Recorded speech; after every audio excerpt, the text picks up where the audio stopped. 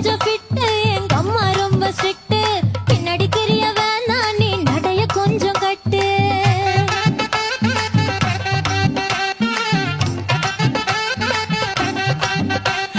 வண்டி மாட பூட்டி அந்த வாய்க்கா ஓர ஓட்டி ஊரை சுத்தி காட்டி உன்னை கூட்டின்னு போறேன் ஸ்வீட்டி நான் ரொம்ப கோபக்காரி நீ சுத்துற ஒரு மாதிரி ஆடிக்காரி ஏறி நான் போக போறேன் சாரி ஓ அப்படியா